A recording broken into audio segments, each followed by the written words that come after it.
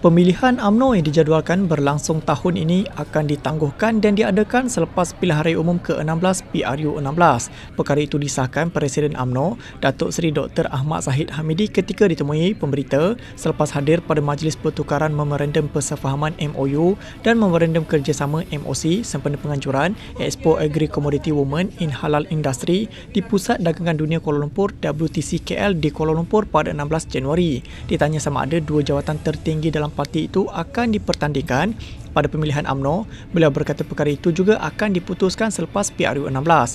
Mengulas penangguhan itu, beliau berkata ia terkandung dalam perlembagaan UMNO yang melalui pindaan sebelum ini.